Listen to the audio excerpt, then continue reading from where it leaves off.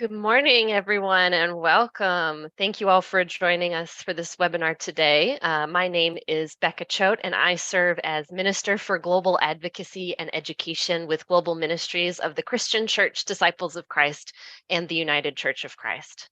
Welcome to Wednesdays with the World, a United Church of Christ webinar series. This series highlights the ways in which the quest for justice is intersectional and global, providing opportunities for increased awareness of global concerns and highlighting opportunities for advocacy and action. Today's webinar is called War in Ukraine and Our Church's Response.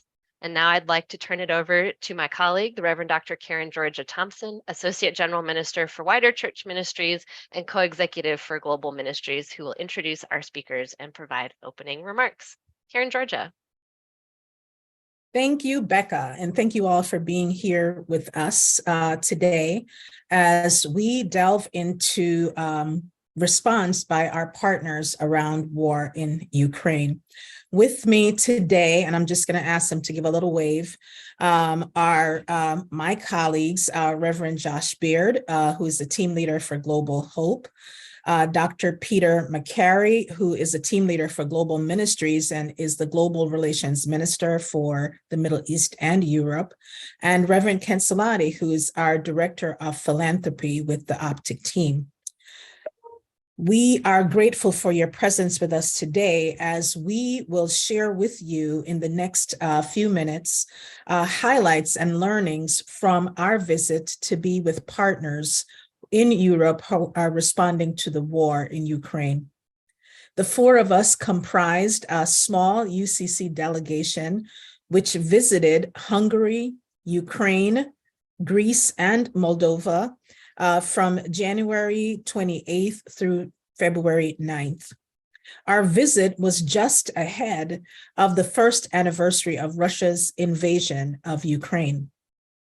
The days that we spent in the region provided us with the opportunity to meet with our partners and to learn about the many ways in which they are responding to the war, supporting the many who left Ukraine as refugees, as well as those who are internally displaced within the Ukraine because of this ongoing humanitarian crisis.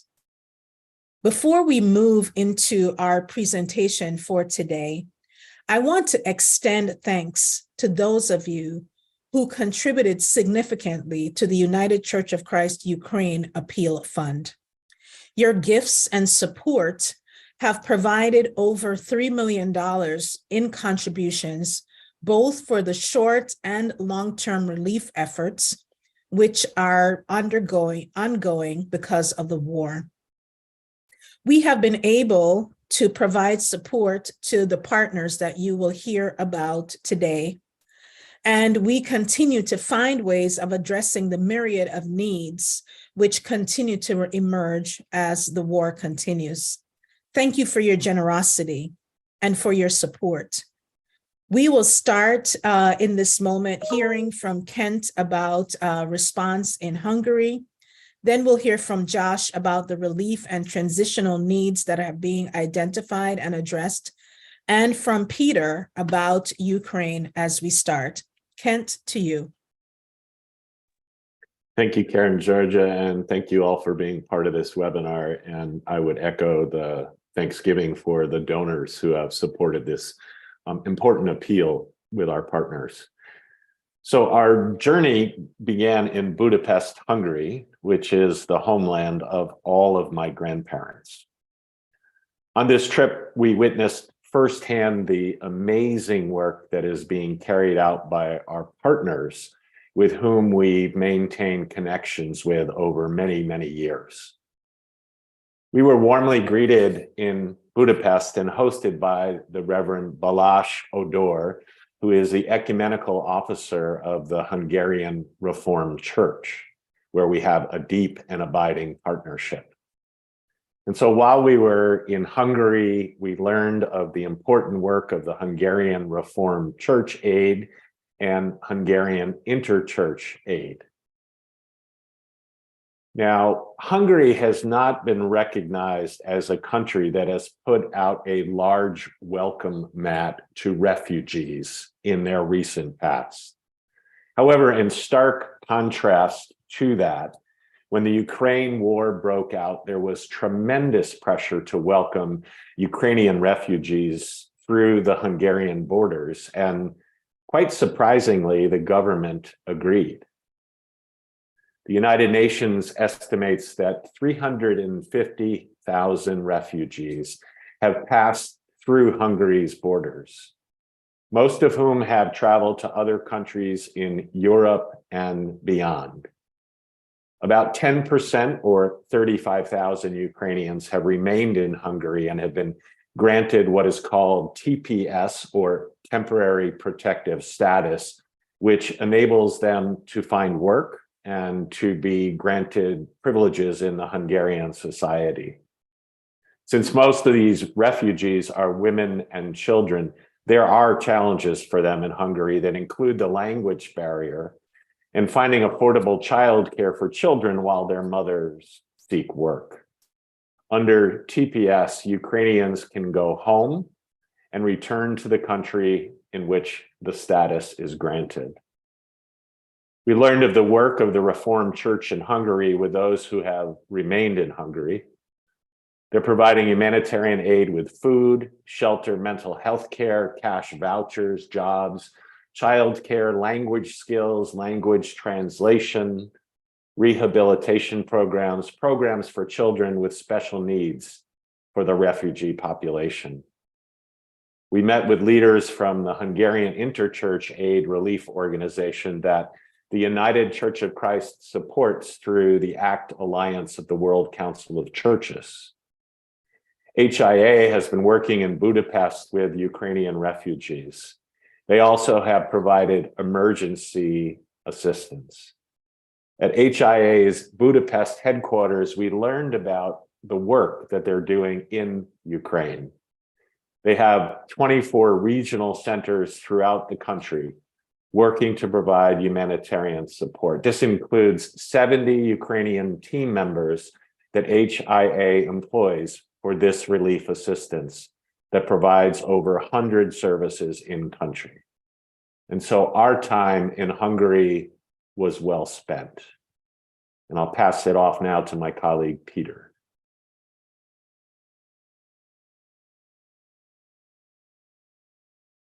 Actually, this is Josh. I'm going to jump in for the next part and share a little bit of a broader overview on our response. The city of Budapest was a perfect place for our delegation to begin. A tour on the first day included this view of Hungary's capital with the Danube River at the intersection of what was once two cities, Buda and Pest.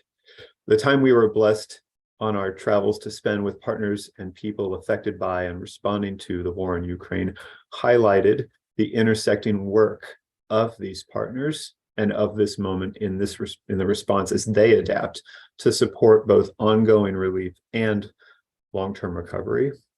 So here we see the logos from many of the partners supported by the United Church of Christ Ukraine Appeal. At the top is ACT Alliance, of which we are one of more than 145 members. 12 of these are directly engaged in response activities, and the 5 shown receive funding through ACT's Ukraine Appeal, which we're supporting. They themselves are operational through more than 40 local organizations. Church World Service, which we're a member of, is one of these implementing partners.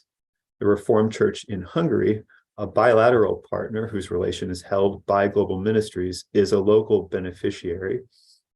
Each have also received targeted grants, along with Perichoresis, the Reformed Church in Transcarpathia, large and international Orthodox Christian charities. That's the who for the response work. This next slide gives a representation of the where. You can see from the key on this map that the partners we are supporting overlap in many places. The sheer size of this crisis, the scope of communities affected, requires strong cooperation. This is where the long-standing relationships and robust networking are critical.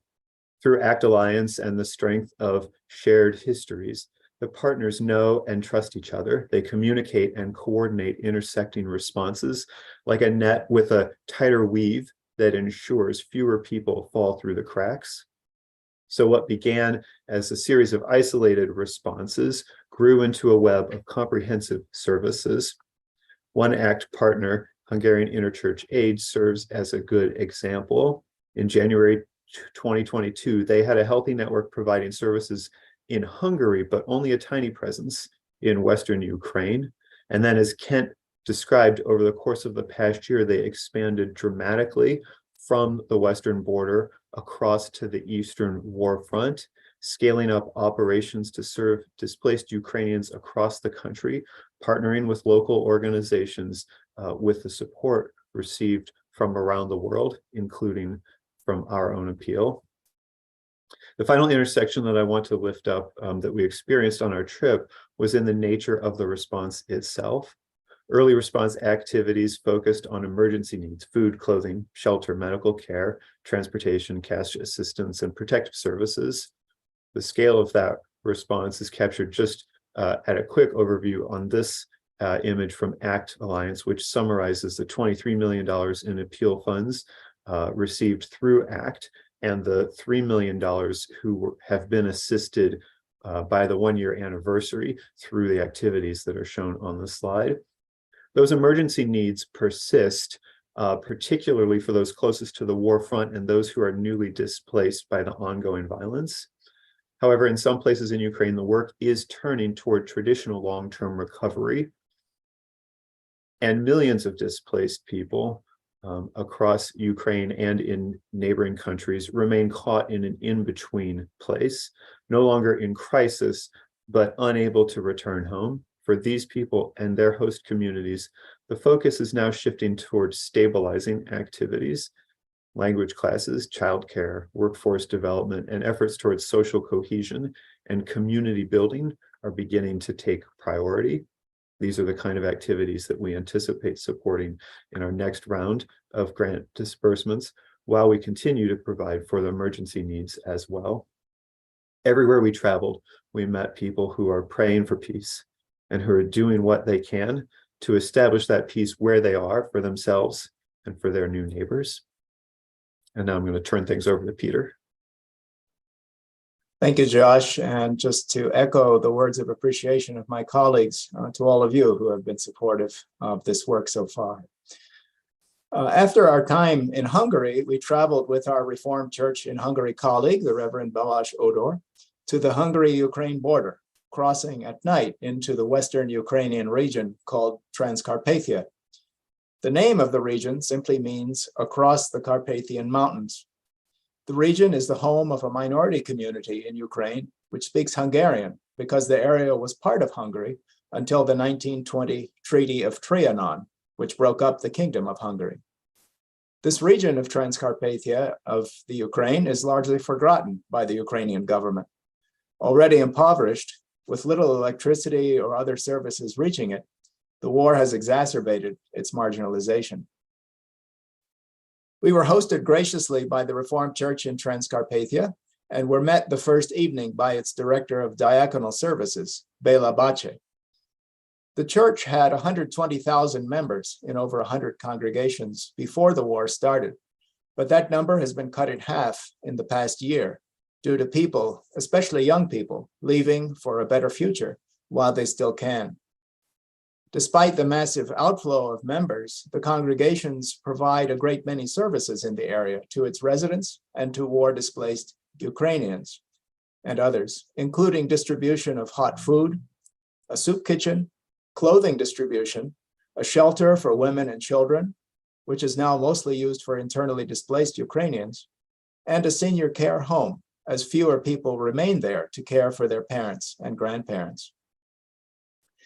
They also provide electricity through generators, as well as firewood and heating stoves.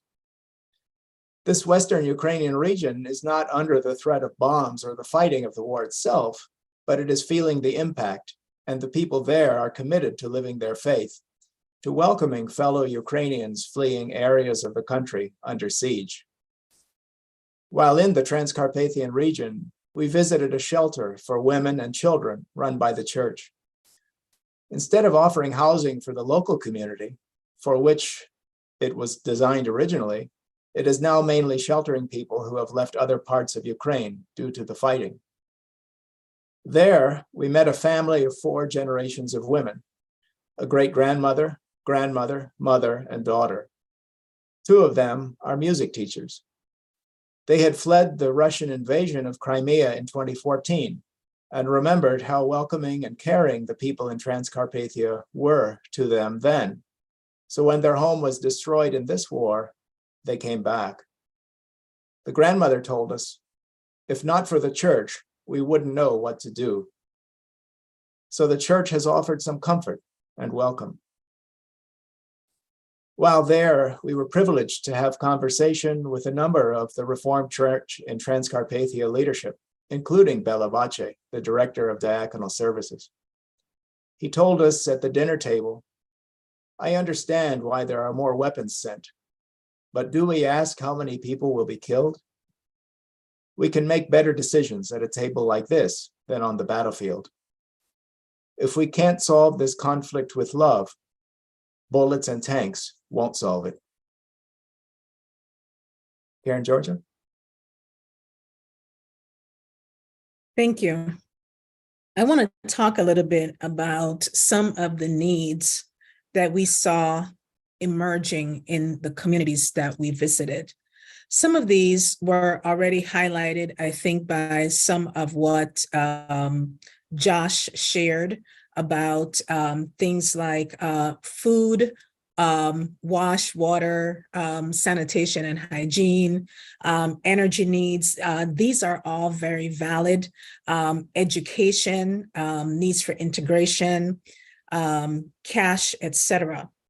I think that as we listened to, and this is more of a summary and less of a place-specific set of commentaries, that as we looked at what was being provided by local communities, one of the things that we came away with repeatedly was with the idea and just the awe that there was so much being done with so little, that people were actually opening their doors.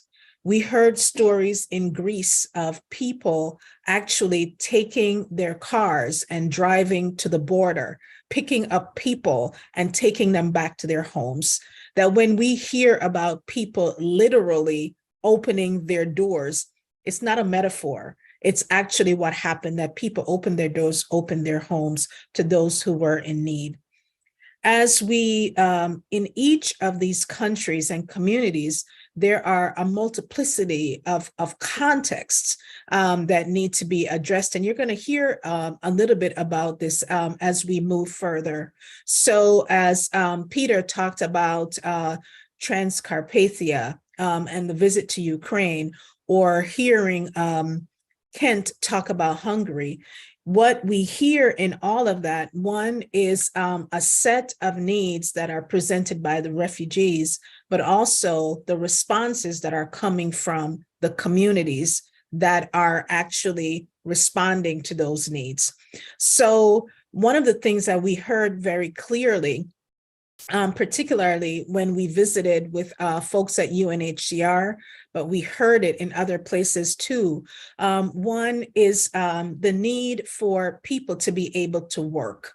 So what it means for a labor market to be able to accommodate the needs that people have, but also the training that is necessary for folks to re-enter the labor market. And we heard across communities ways in which people are learning new skills. Women are sewing and selling their products. People are learning the skills that they need in order to be integrated into the community. Integration around language skills is also happening every place that we visited. So most Ukrainians do not know, for example, Greek. Or even in Ukraine, we discovered that in Transcarpathia, for example, that they're Ukrainians who speak Hungarian, and what it means for them to need to be integrated into communities to learn those skills. childcare is another need. And with childcare, there is also the need for education. We visited in more than one place where children are in places where they're doing their schooling daily, but that schooling is actually happening virtually with their schools in Ukraine, but they're no longer in Ukraine. Some of these innovative ways that children are being integrated into community are extremely helpful for the continuation of their education. The last thing that I want to mention in this category in terms of some of the needs that we see emerging is the need for mental health care. And what that means for children and for adults who are displaced, who are dealing with the tragedy of war. For some of them, it's multiple displacements, as with the family that was just mentioned, that for them, it was not their first, but their second displacement from their home. Their home was destroyed. So both for those who are displaced, for the host communities, there are a variety of contexts and needs that are emerging, sheltering, transportation, food, but you'll hear a little bit more of that. Right now, as we move forward, we're going to hear about Greece from Josh, a little bit more from Peter, talking about Syria and other situations where, and particularly reflecting on the war and how it affects people's lives. I'll be talking a little bit about Moldova, and Kent will be talking about minorities and unheard narratives. Josh?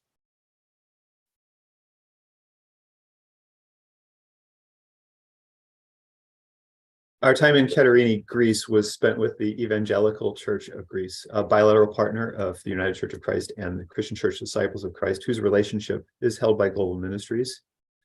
In 2015, Syrian refugees were crossing North Macedonia to enter Europe. Members of the church began to ask, what can we do? And then, what else can we do? From that simple questioning, the refugee organization Perichoresis was born. After successfully housing more than 2,000 people over the following 5 years, they focused on education, language classes, and pictured in the next slide, a community clothing and food bank project with basic wraparound services through a program appropriately named HUG Project. With the surge of refugees from Ukraine last year, Perichoresis didn't have to ask what else they could do. They did what has become natural, providing accommodations and welcome to people who have experienced the trauma of forced displacement. Our primary host was Alexandra, who will appear in a later picture. She and Theophilus, pictured here with Peter, introduced us to the work of Perichoresis, to other board members, to the local pastor and the retiring pastor. They also introduced us to 2 Ukrainian families whom we met with separately in their apartments, which UCC funding has helped to provide. There were striking similarities between the families. Both consisted of a mother, a teenager, and a toddler.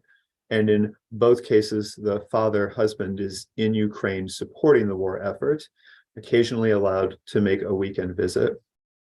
Another common thread in each place, these families who had lost so much had prepared a homemade treat, a taste of Ukraine, which they proudly shared with us, their guests. Olga and her family are from Mariupol. Her story of escape confirms all the horrific news that we heard about the violence inflicted there. She is a geologist, and before the invasion, she and her father worked together, making boreholes for large companies, digging wells, supporting wind energy projects. When her family evacuated to Greece, they had no plan. They just needed to get out.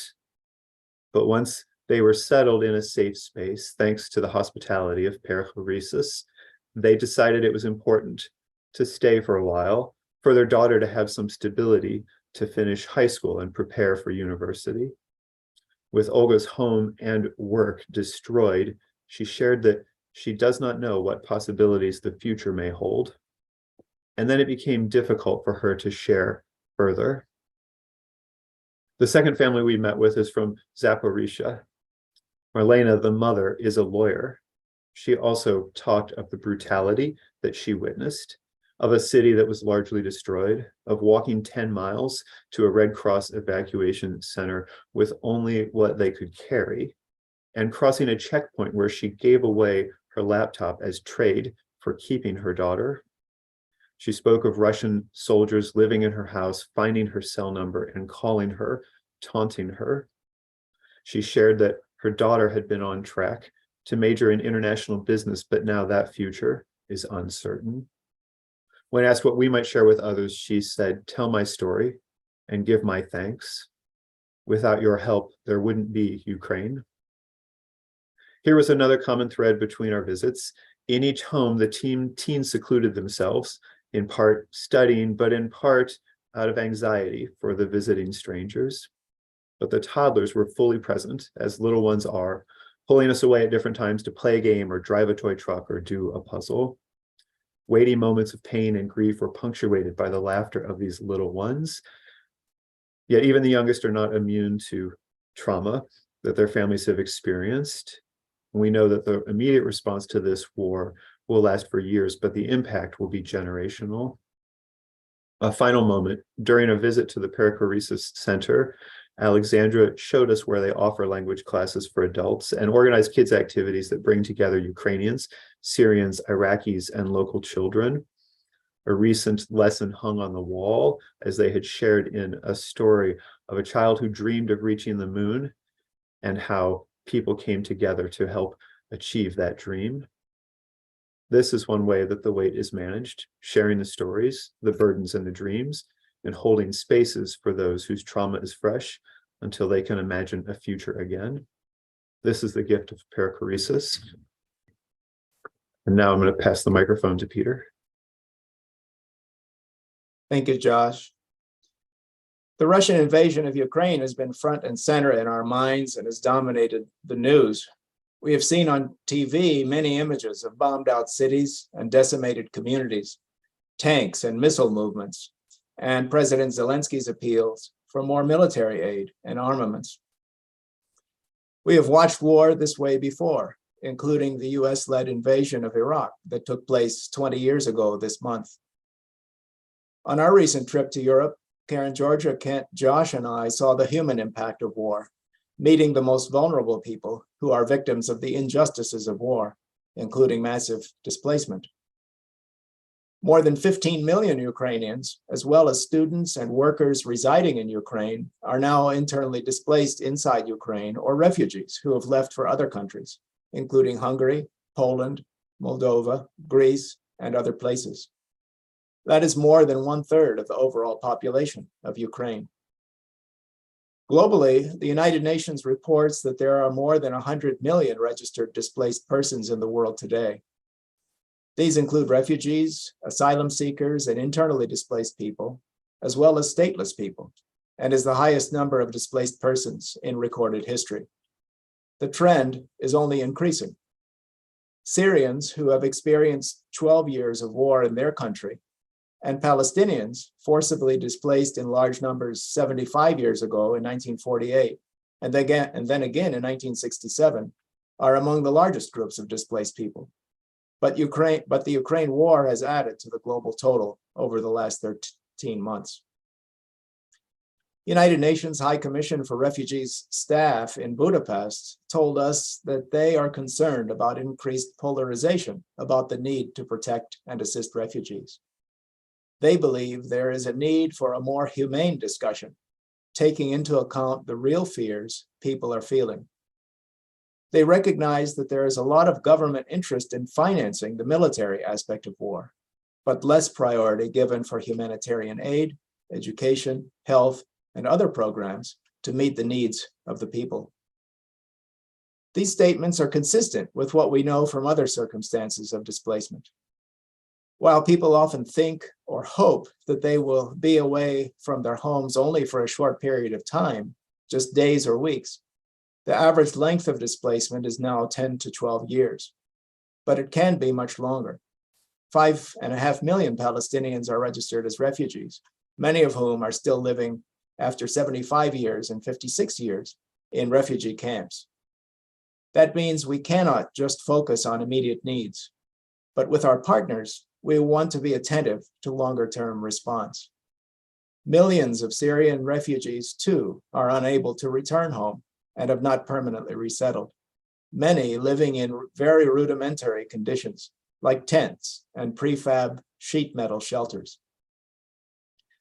Some Syrian cities and towns have been destroyed by the same Russian weapons that have destroyed Ukraine, meaning that people are not able to return home even if they wanted. The destruction of communities in war means that if and when return is possible or allowed, a great deal of money will need to be committed to reconstruction. So while there has been an outpouring of support for meeting the immediate needs of people who have been forced to flee, will the international community commit to rebuilding with the same readiness? And some of our partners in the Middle East see the generational trauma that people who have been forced from their homes and experienced the violence of war carry with them. This is true for Palestinians and Iraqis, for example. So there is much experience that can and must be learned from other situations of forcible displacement due to war and violence that should be drawn upon in this crisis. The UCC and Global Ministries is there for our partners for the long term. And just to conclude, the UCC has been engaged in issues of forced migration for decades, and in 2019 adopted a resolution at General Synod on addressing the state of global forced migration, calling on the church to engage in a number of ways. You can find that resolution on the website. Karen, Georgia?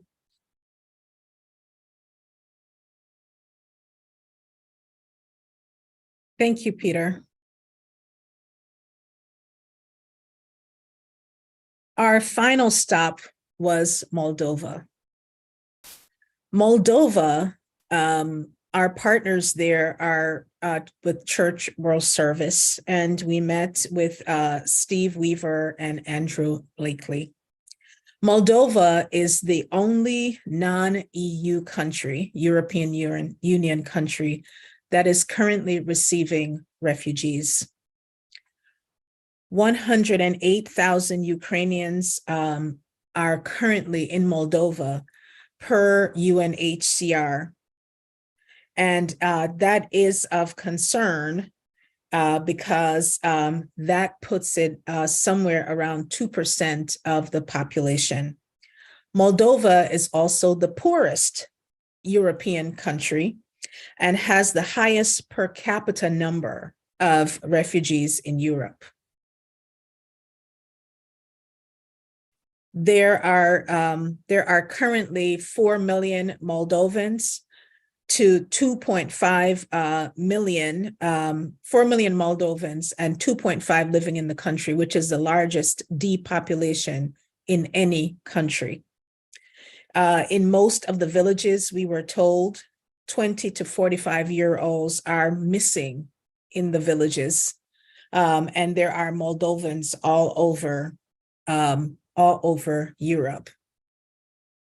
This context is important for understanding the refugee response in Moldova. We visited with multiple partners who are providing shelter and care. One was Diamant, who, and they started with 25 children, providing basically for these children a drink and a sandwich so that they could do their homework. They currently have over 50 children that they are providing for. And we were able to watch as the children came in after school to see them as they participated together, and also to meet some of the alumni, individuals who have graduated, if you will, out of that program, who come back periodically and help out. The situation in Moldova, and this is really, it's hard to really get into so much of what we would like to talk about here, because there's so much that we saw in the 10 days of travel that we're trying to encapsulate into really just about 40 minutes of being able to share with you. In Moldova, Church World Service established a center that they are using to provide for communities that are in need.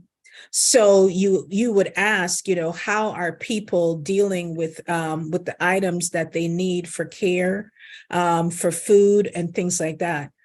Here in the United States, the UCC is a member of Church World Service, so we are directly involved in supporting, not just through the Ukraine relief efforts, but also through our general membership, what is going on.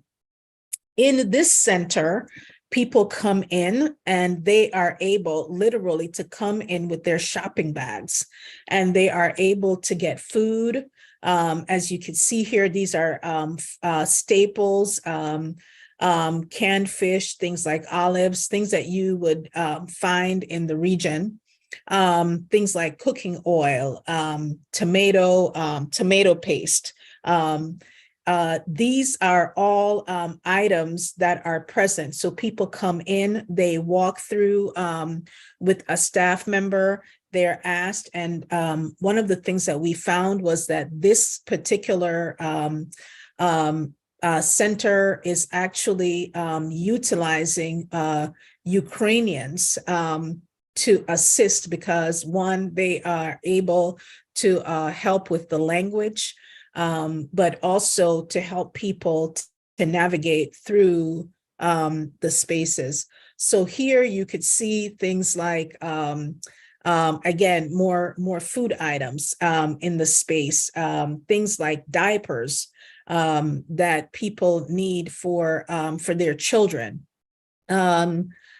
Again, these are toiletry items that are present. Cleaning products. Here you can see something like toilet paper. All of these things are things that people need to exist every day. They're also doing clothing distribution. So they're getting clothing in and distributing to folks what they need in order to live. So again, we are a part of what's going on here, and grateful to see what Church World Service is doing in Moldova. We also visited in Moldova a school and spoke with those who are present. It was a snowy day. And so we were marveling a little bit as the children ran outside and started playing in the snow, some without gloves and coats, very accustomed and acclimated to the weather.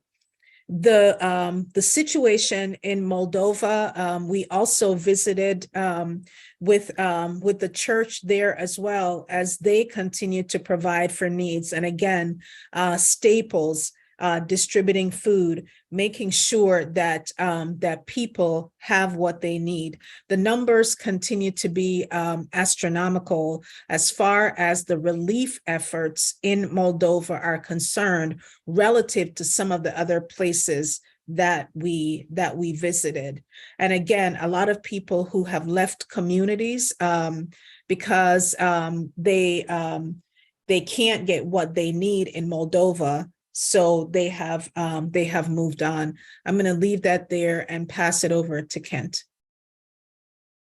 Thank you, Karen Georgia. So on this trip, we heard stories, many, many stories.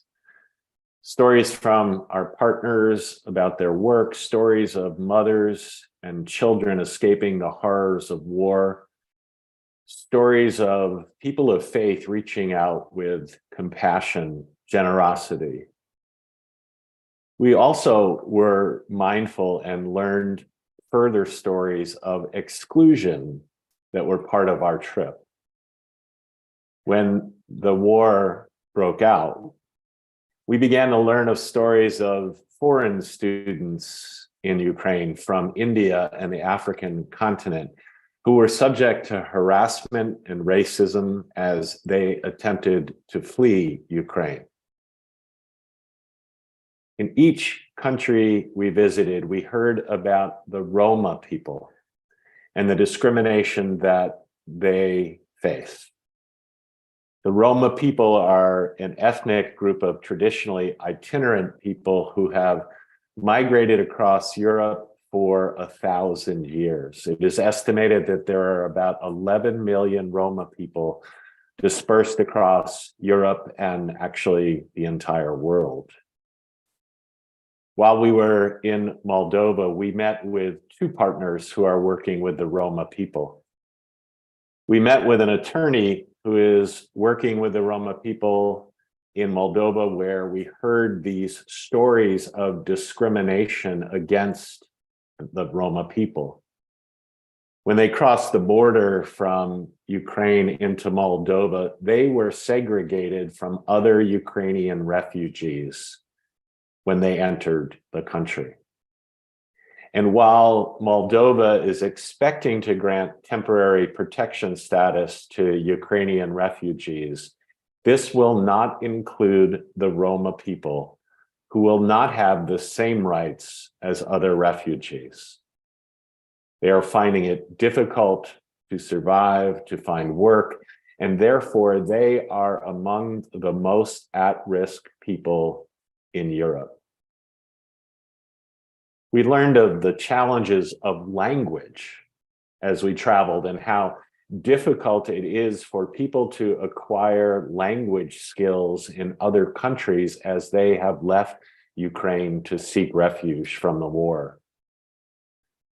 We heard over and over again that Hungarian is a particularly difficult language to learn, which is partly why many refugees have passed from Hungary to other parts of the European Union.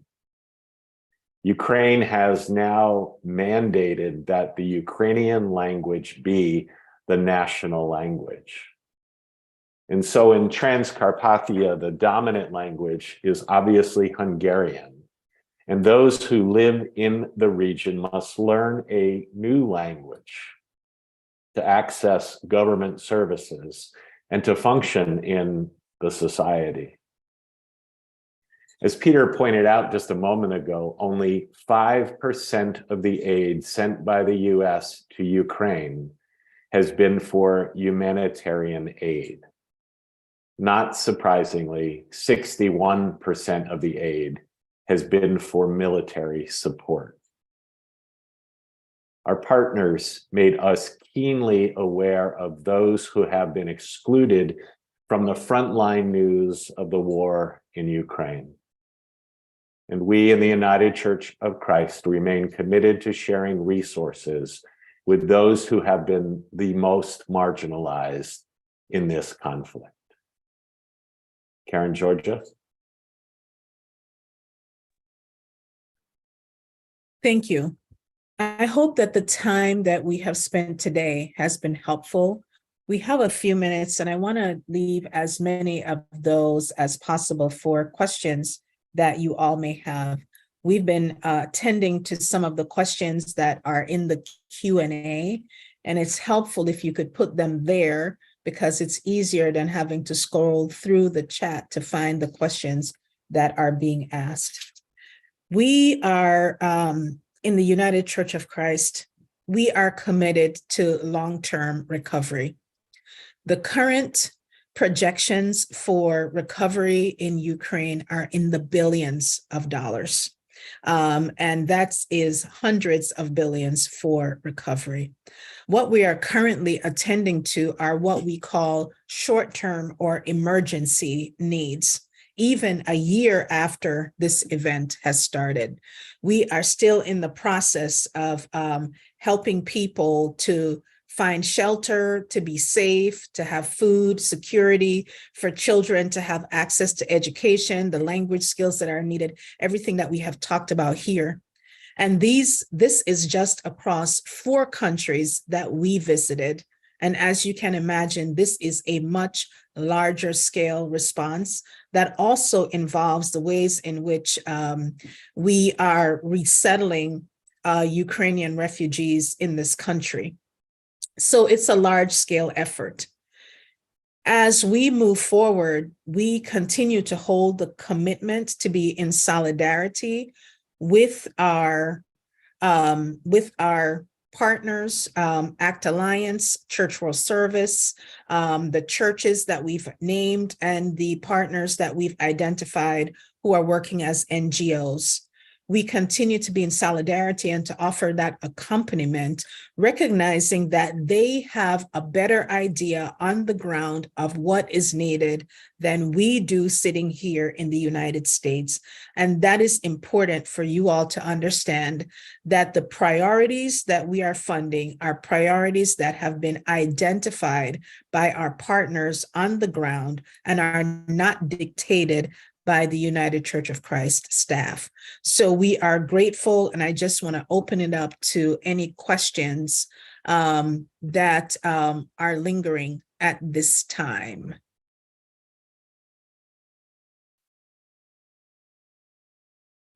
There was a question that was responded to about how can churches help Ukrainian refugees coming to the United States.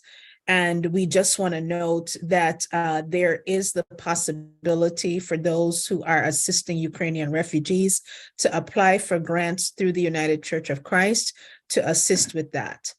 There was an additional question about donations for Ukraine Appeal, and can those be earmarked, for example, for things like mental health? And the response there is that all of the funds that are coming in for through the Ukrainian Appeal are specifically identified for response to Ukraine, and that we are addressing those needs, and our partners also prefer the flexibility to address needs as they emerge. So when funds are further designated or further restricted, let me say, it does not help us to be able to respond to the emerging needs or to some of the needs that may be identified by our partners, because needs are changing all the time, as you can imagine. So if there are any additional questions to go into the webinar chat, that would be helpful. I think in terms of some of the other questions that were raised, there was one particular issue that was raised by a panelist, by an attendee who's now gone, and that is about the perspective and whether what we're hearing is a pro-Russian perspective.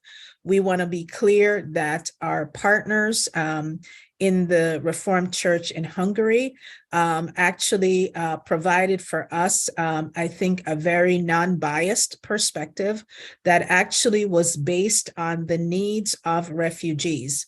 We did not get into the political nature of the war.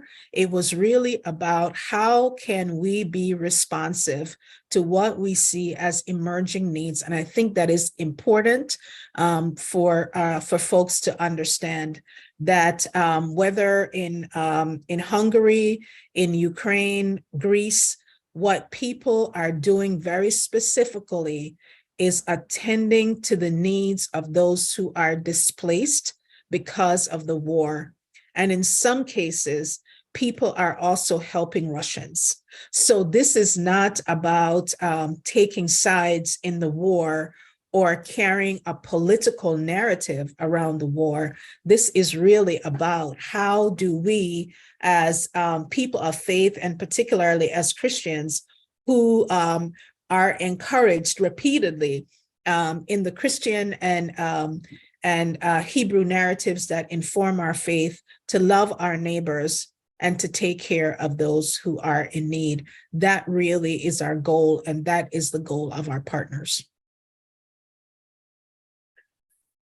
I also, Becca has put in the chat the the webpage for the appeal. It's www.ucc.org/Global Hope Ukraine Emergency Appeal. You could type that into the search on the UCC website and find that there as well.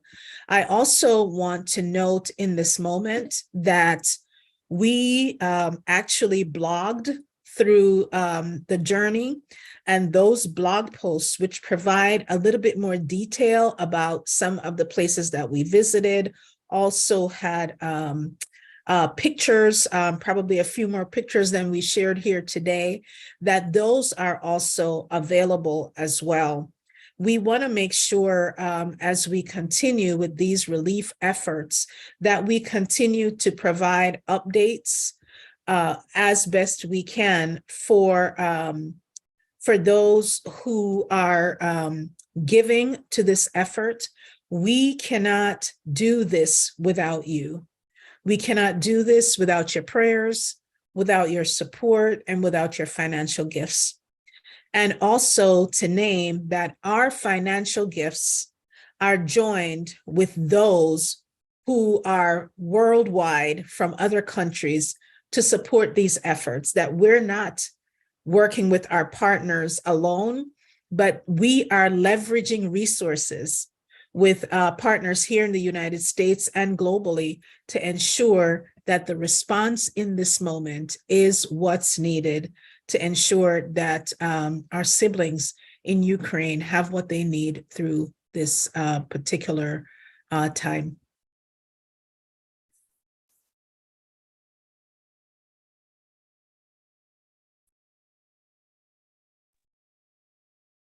As we close out, I don't know, Kent, Peter, Josh, if there are any last words that you want to have right now.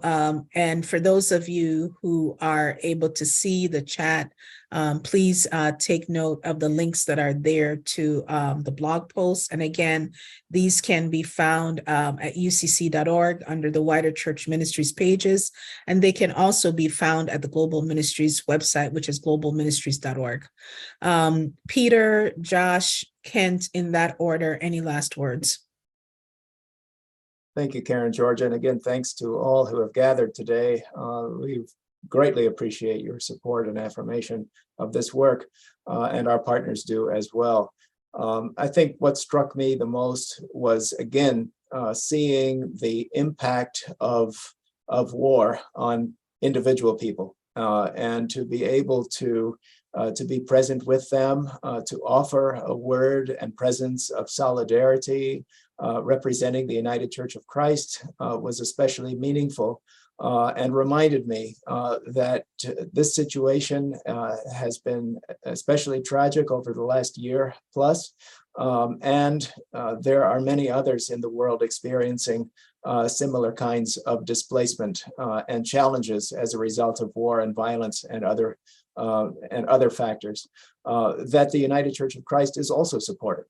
So we are connected, and we are engaged in a variety of contexts, and we are engaged for the long term.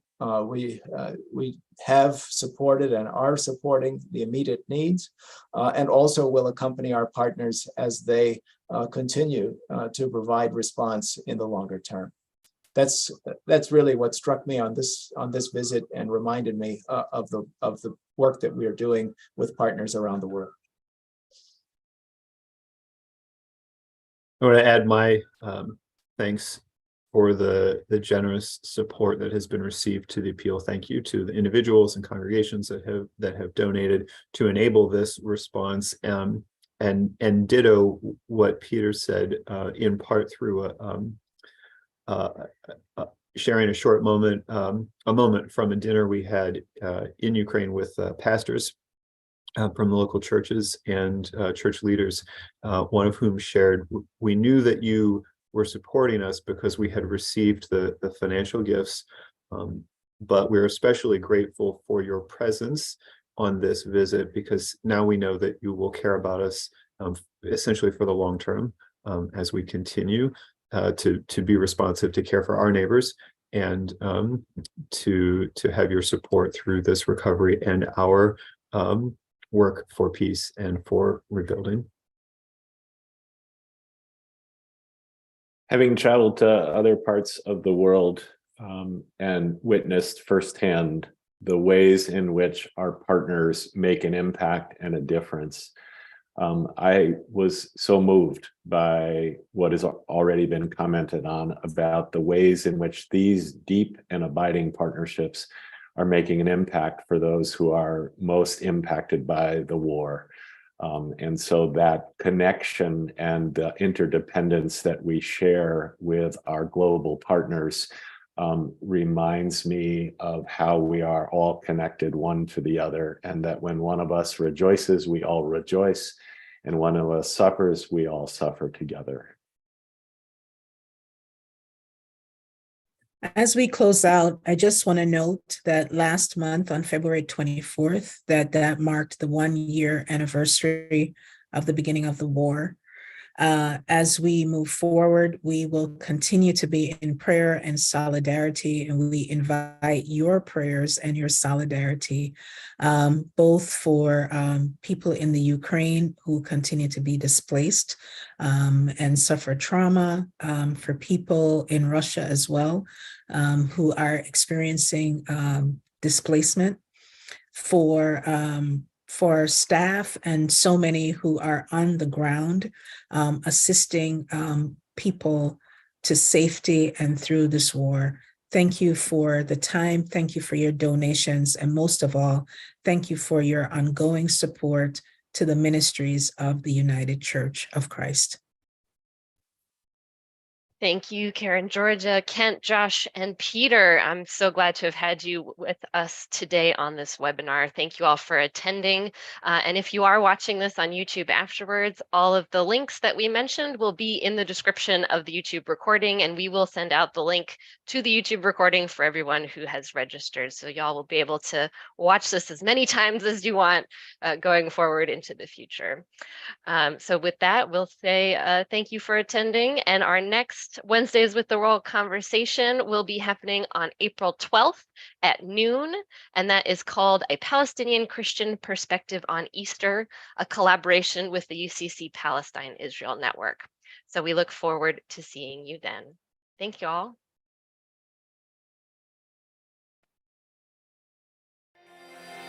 Siblings in Christ, if this conversation has moved you, if what's been offered here has helped enhance your ministry or your soul, please consider donating towards the annual fund of the United Church of Christ by texting UCC to 41444.